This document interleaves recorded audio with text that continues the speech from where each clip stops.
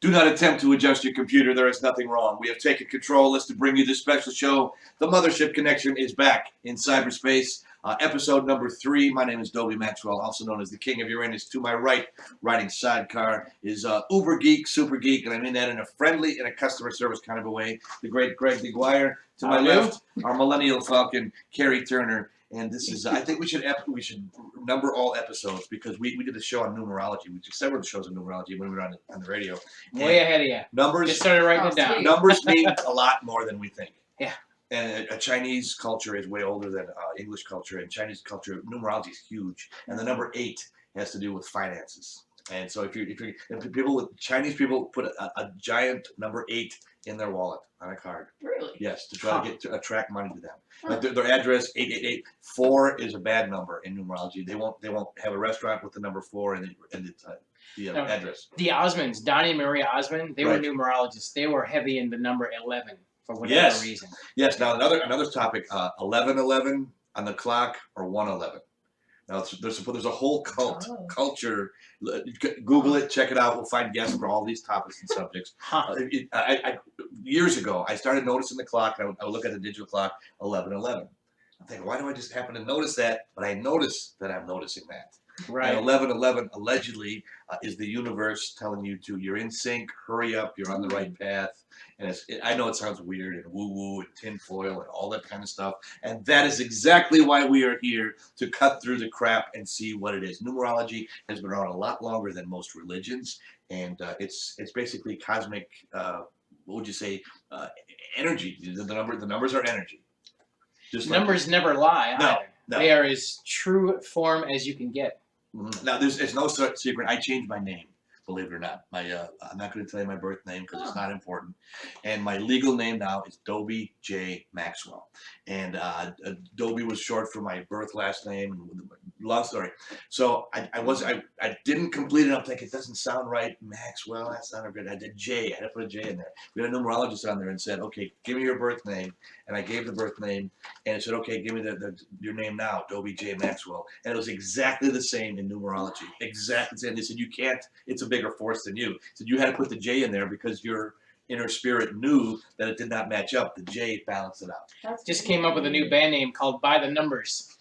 Okay. Here's another one. Greg has been, if you're just joining us, and again, we have past listeners, which we are thankful for, and new listeners, which we are going to cultivate all the time. Greg is our band name facilitator. Yes. If a term comes up, that is the name of a band. If you are starting a band and you would like to look through Greg's list and purchase one, I think because you put so fast. It's fast. And it was random. We'd be doing shows and talking to people, and all of a sudden, that'd be a great band name, and I would write it down. So that was a long time ago, and I still have the list. There's probably thousands. That's what I was going to say. How many? I'm going to say, I had a top 15. Here's my top 15 back in the day. Best of all metal band name. Now, I call them metal band names, but anything. Could be a polka band. Anything.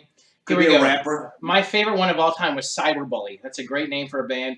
Burial Plot, Apparition, Skeleton Crew. It comes on the Faceplant. It'd be a great name for a metal band. Faceplant? Faceplant. Like you fall off a bike and you plant your face in the cement. All right. Good. Alice in Cyberland. This one's one of my all-time favorites. Satan's Clam Diggers. I love that one. How did that one come up? It's a long story. Oh, and a friend of mine, Andrew Lovely, if you're watching this, he's a friend of mine from the bowling alley. He threw this word out one time. To this day, I laugh when I hear it. My favorite phrase, mollywop. When they give them a mollywhopping. So mollywop made it in.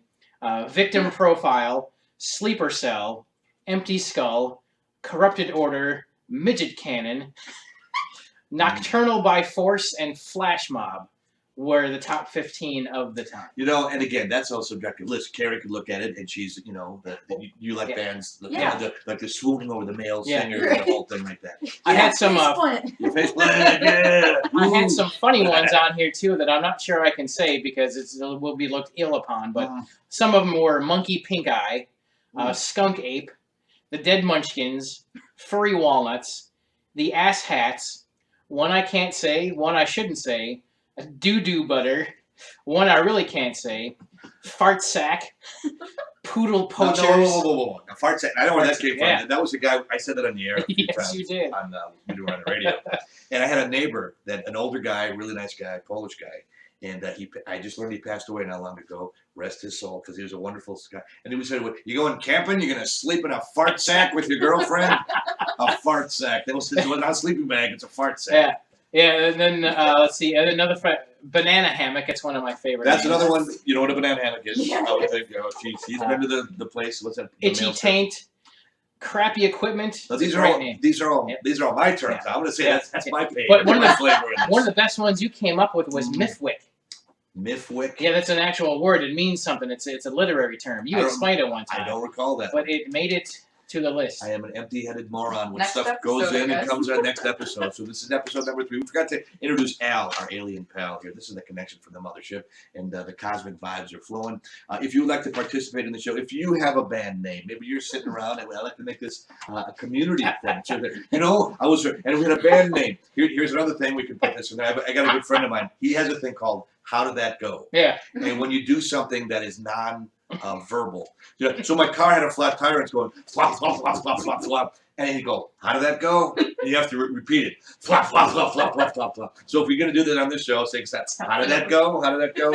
And you have to do it again. So we're setting the rules down in our 3rd episode, and we're going to just keep the onion peeling and make this a fun cult show. And if you have one viewer in an institution in Pensacola, Florida, we're going to super serve whoever our customers are.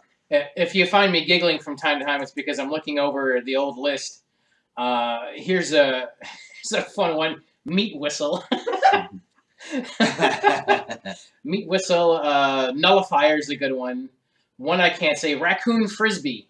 I don't know where that came from, but I think it was because I think that came from Beavis and Butthead. Mm-hmm. And someone tossed Butthead. Looked like like if you took a raccoon by its front paws and back paws and it would twirl like a raccoon frisbee. I think that's where they came from. That's funny. Rodeo clown, trick mirror. I don't know why Trick mirror. Trick mirror. I don't know why that strikes me. Someone could pick one of these out there and make a logo and get a manager and go out and do shows and just have names will travel. Yeah. Well, these are some fun ones. Half of these I can't say. The other half I shouldn't say.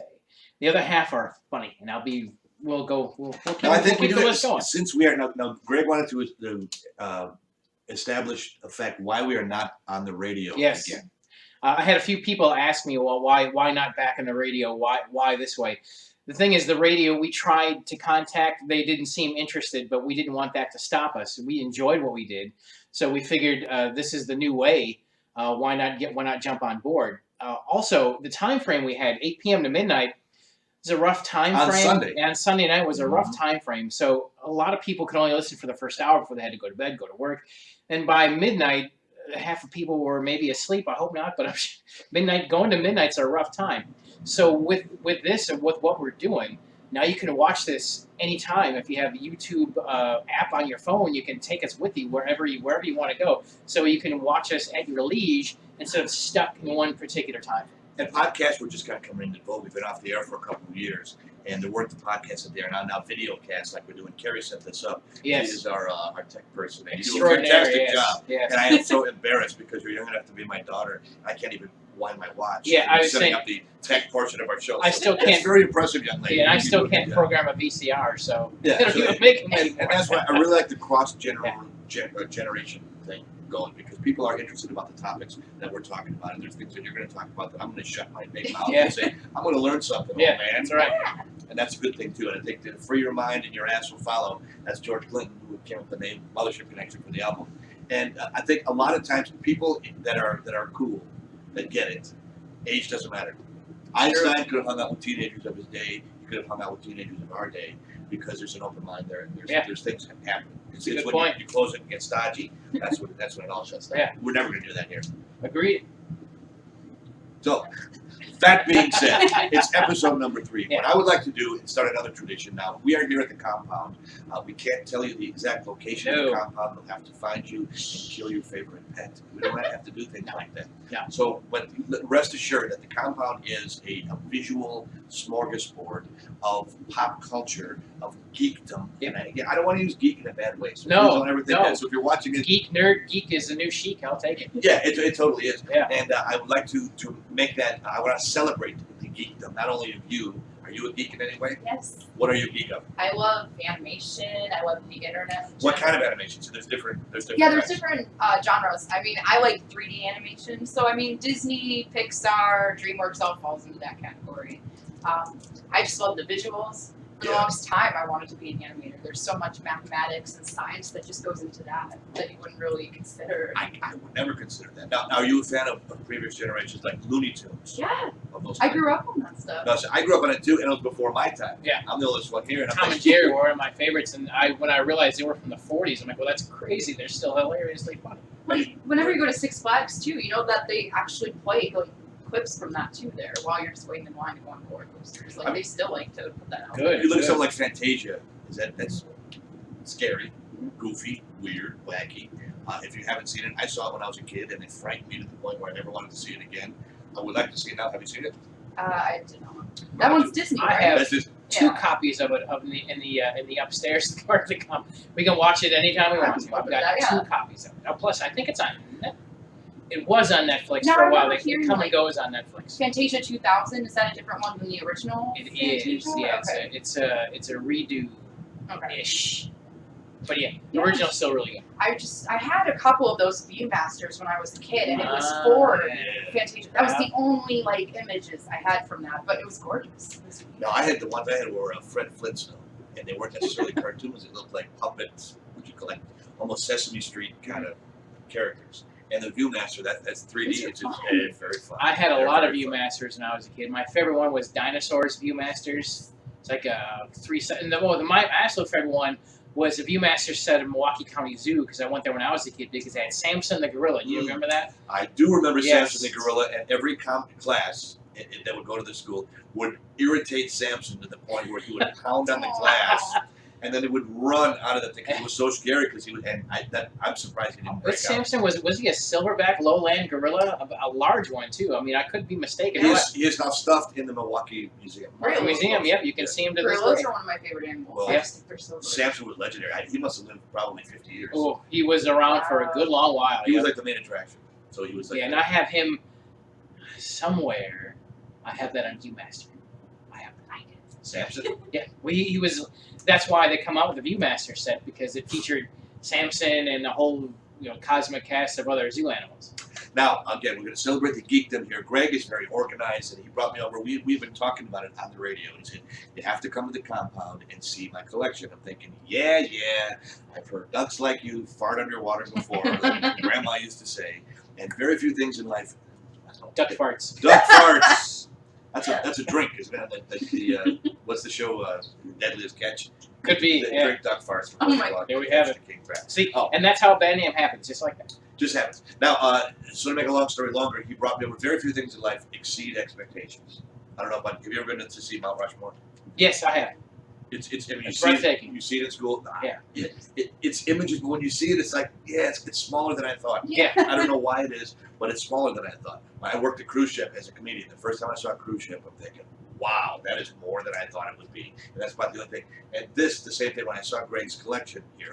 It is way more than I thought it could be. It is mind-numbing in a good way. And in future episodes, we're going to take camera shots. We couldn't do that Yeah, on the radio. we were just talking Yeah. because we both have some free time. Yeah. We might do some supplemental videos, do some shots and have like a 2-minute teaser vid Right. of little shots of the compound and be releasing those. That alone will be several episodes. But what I want to do now, since I'm more random and on the road, I find trinkets, baubles, doodads, knickknacks, paddywhacks, give the dog a bone, rummage sales, flea markets, honky tonks, gin joints, wherever I can find an object that I think that Greg might like. I will bring it with me. And I did find two, which I wanted to get. Greg has not seen them. Carrie, if you look at them too. The mystery bag. And if you have anything that you'd like us to present to Greg, because I know he knows what it is. This is like, did you see the show American Pickers? Yeah. This is the planetary pickers, the cosmic pickers. I've if been to you their will. site in Iowa. The cosmic pickers? Yeah. Oh, the The American. I'd put Cosmic Pickers in here, but it's already there. I remember I'm saying sure it's it's got already it. there. So obviously you like Star Wars. Oh, So- neato. Now I have no idea why they made it that size. It kind of looks like a sandwich almost. Like Yes, the big version over there too. I look at the huge one exactly, and I don't know now. Is that one obviously size matters? So the big one is probably worth a lot more. This is still really cool. I found it at a thrift store, And a lot of times you're matching wits with a person. And no offense if you work at a thrift store and you're watching this, but they don't necessarily go online and Google the price. I'm sure there's a price guide for that, which I don't know. I'm not a geek into that whole thing. And that would be a Star Wars Millennial Falcon. Is that correct? Yes, it is. Now, is there a time frame when that was made? I don't know. I looked for a year. I couldn't find a year on it. No. Oh, may I see that for a second? There's a button on the bottom. Mhm. There's buttons. Yeah, that's. Oh, wait a minute now.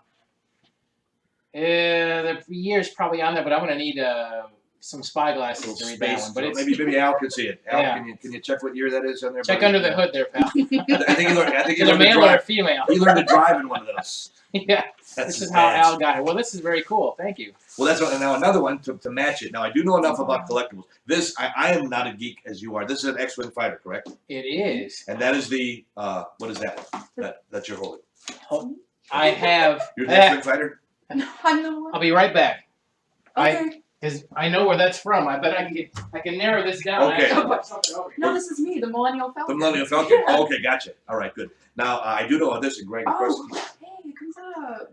Is there a, can you put a figure in there? Yes, you can. Really? Now that's a pretty tiny one. Yeah. Yes, it is. Okay, now I need you to get back here, please. I know enough about collectibles. So this is a match. That's a match. Whoa. But see now that one of the guns is missing. I do know about collectibles to know enough that No. I wasn't We going to call buy it. that battle damaged. Battle damage. So it probably shot at somebody. Yeah. So inside there's a little Oh, those X-wing are pilot. tiny. Yes, they are. There's a little X-wing pilot, and there's a little R2-D2 that doesn't come out of there, but it's going to be tough to see, but he's in there. So this was Star Wars Action Fleet. So this is circa, as the stand says, 1995. So it's got to be late 90s. Okay.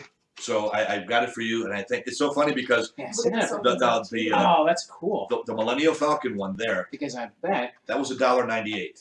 and this probably came with a stand This is a good originally. find. It was a good find. I thought, well, you know what, I'll gamble. And this one, Hey, Oh look my at god. so So that this has to be the same. Like, yeah, same part of the Action Fleet, yeah. that was $1.98, and this one was $2.98. I thought, well, it's got Perfect. one of the things missing. I thought, you know what? I told the lady, I said, my friend is really into this stuff. I'm sure he's got 16 copies of this, so I'll just buy that one. Would you take it for $1? I would. So By for golly, I would. just spare coins. a waffle thin mint. So for $3, I invested in the show, and I don't know what Nice. this is worth. Maybe we could get Cool. if we do when we do a live appearance, we could use it as a prize or a giveaway or Well, something. what Or I'll you do could then, keep it for the in a collector. future Eric, episode, Our I'll 100th subscriber, Yeah. maybe. I don't know. That would be nice. I'll bring over this one's giant brother that's behind camera, and we'll put the two of them together. Oh, little baby. It's a little baby. Now, just curious, what are these retail for, and what would they be worth in this condition, I Mr. bought Baker? this, I want to say, originally for around $15. Oh, really? Yeah. No, I'm sorry. My Yeah. kid wanted that little piece of plastic, $15. Yeah. I'm taking it into McDonald's. You're not getting the $15. Yeah. If you're gonna spend the $3 at the thrift store, Yeah. then I'll spend it on my kid. You know, this is pretty cool because I've seen American Pickers. They bring stuff to, like, the experts, and it's like, Mhm. oh, you know, hey, I've got one of these on the shelf. You didn't know it's right here. And here I had Well, I actually had one on the I knew shelf. you were the expert, and I thought we'll take a little bit. That's hilarious. We're making our Hold on. way Hold on. back in cyberspace here again. Yeah. On the radio, we couldn't have done this. And No. now you can see it. Ooh, Yes. 3D TV. I think this is Yeah. brilliant what we're doing Well, right let's see. now. Yeah. We think it's brilliant. Does a listener and viewer think it's brilliant? That's yet to be seen.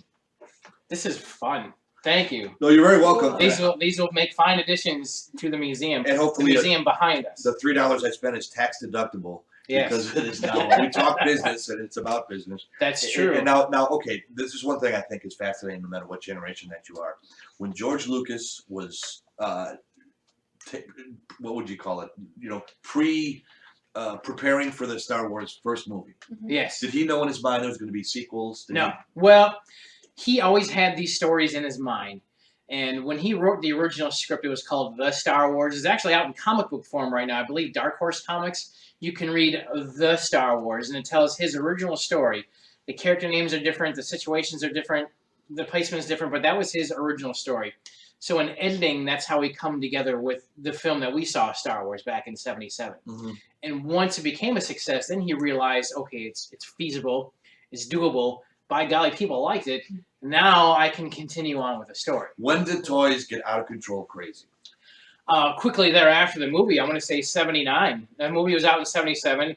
There was a demand for toys in '78, and Kenner hit the ground running in late '78, early 1979. Now, in your generation, you didn't see the first ones, obviously, so you had to go back. Did you collect toys when you were a kid? I did. I mean, they were all random things. I didn't have a specific like movie or comic or anything. It was just kind of a random one. That's cool. But I wish I would have done something more specific. I don't know. I mean, to me, these did not interest me as a kid. I was 14 when the Star Wars movie came out. I saw it. It was okay. I liked baseball then. I was just getting to what puberty's about to hit. And I'm sorry, chicks. Or a little bit more important. They trump geeks. Yeah. But you were younger. My cousin is younger, and I believe he was maybe 7 or 8 when it came out. That's perfect. And he's the perfect age. So he knows every one of these things, and he's a geek.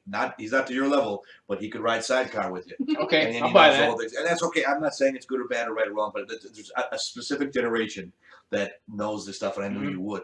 I'm just saying, Lucas saying, okay, I'm gonna just write the stories to try to create a character because his action figure will sell. Lucas was smart to get the rights for the toys instead of the studio getting them. Because I don't know if it was just, well, I don't want the studio to get any more money than it's feasible, so here, I'll sign the rights to that. If it hadn't gone that way, then 20th Century Fox would have had the rights to all these toys, and it may have turned out to be vastly different, or if at all. But Lucas, for whatever reason, had the thought in his brain, hey, you know what?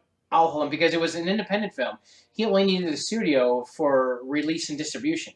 Other than that, the studio wasn't really behind him. I mean, it was under the guise of 20th Century Fox, but they didn't really have a lot of money behind them and not a lot of interest behind them. Okay, show business the way it is. Somebody in a suit has to give away the rights and say, I don't want to have anything to do with it. Just take the toys and get out of my office. That person, to this day, if he or she is alive... Alan Ladd Jr. That's who it was? That's who was the starter and the ender of it all, because he eventually lost his job over Star Wars. Okay. And he was the president of 20th Century Fox. He eventually lost his job over...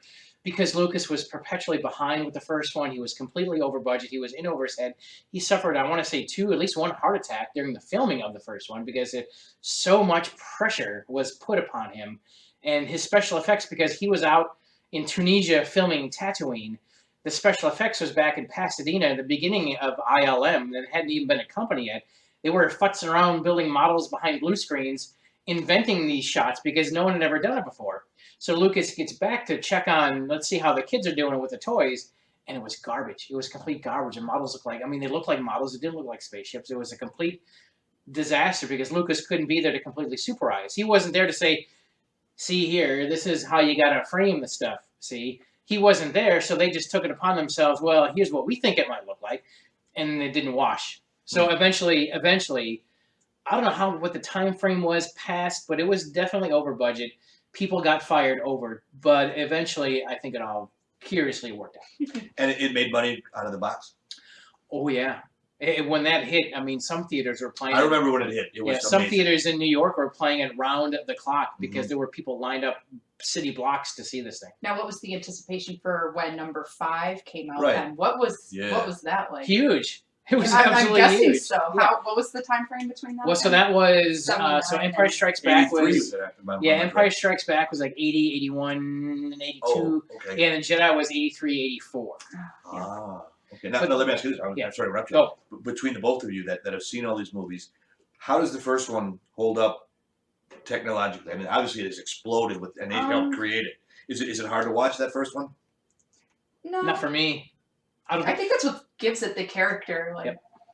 Yeah, it's what gives it the character of what it is because it's old tech, but I think it holds up well. Now, back in, I want to say, when this action figure came out in 95, that was they re-released these toys for the re-releasing of the films because they re-released them to theaters because if Lucas hadn't restored the original versions, they would have been lost to the ages. So he restored all the original versions, put in this digital, a few new scenes, and cleaned up the film. So what they did, around the TIE Fighters, you could see like the circle blobs where the camera was at, so they put it behind the blue screen. In the digital re-releases, those little blots were for the most part gone. So he cleaned up the film and restored it and was able to keep it, he made it a little bit better. Now, as time went on, he kept adding more and more and more, and it got ad nauseum. But I think him doing that totally adds to the character of the film and made it last. Yeah. It's this is episode 3 of the Mothership Connection, the Star Wars toys, the quest for junk, the plastic pursuit. There's a band for you, plastic pursuit. Plastic pursuit. What was yogurt from Spaceball. Spaceballs 2, The Quest for More Money. Now, are we coming on time here? Probably. And I just want to say real quickly, if we're talking about nerdy Star Wars stuff, I'm going to be planning on going to C2E2 in a couple of weeks. Now, Right. that's the Chicago Entertainment Expo. I thought it was a vitamin. Yeah. I mean, Don't forget to take your C2E2. Exactly. Yeah, right. All right. Now, what is C2E2? It's just like Comic-Con. It's a huge con where all the nerds get together, and there's venues. I mean, you got, clothing venues, and you got all the toys. Comic books, toys. Who's going to be there probably for the last time in Chicago? Oh, Stan Lee. The man, the myth. Yeah, I talked about that last time. I met him, and that's just so amazing still to me. Now, you're gonna be somewhere. Oh, it was a. Now, for those of you watching this, we were just at a thing at the Brat Stop. Yeah. So we're going to be announcing in future episodes. We're going to plan these to where if you want to see us and meet us out and about, I know I'm going to be at the end of this month. So this is March. So March 30th, we'll have this out before it happens. I'm going to be telling a story at Club Fusion in downtown Chicago. It's called the Oleo Storytellers. So I'm going to be retelling an old tale from the radio days. Something. Now this is March 30th of 2017. 2017. So if you happen to be a time traveler, we're going to be a time traveler and going to come back in time. So that's the thing. We'll throw things out there, but people would go back and listen to our shows. Hopefully, watch our shows. Yes. For many moons from now, when we are long dead in another cosmic plane. Put it in the door, and then door. come back here. Right. Get the sports almanac. We land the Mothership this time. This is episode number 3. My name is Toby Maxwell. That's Greg DeGuire and Carrie Turner, our Millennial Falcon is here. Thank you for watching. Thank you for listening. We are contactable online, which is Facebook. Facebook. You can find us at Gregory DeGuire, which is my name. It was formerly the Mothership Connection Facebook page. Facebook doesn't allow that anymore. Facebook doesn't allow it, so you can find us at Gregory DeGuire. You can add him as a friend on that one. Add him as a friend, or it's called the Mothership Connection. It's a fan page. You can find us on there too. So when we post these videos, you can find us on YouTube. You can find us at Gregory DeGuire, or you can find us on the Mothership Connection fan page. I mean, I posted on my personal fan page too. And one real quick thing, YouTube, it was hard to find because there's pages upon pages of George Clinton and Parliament Funkadelic.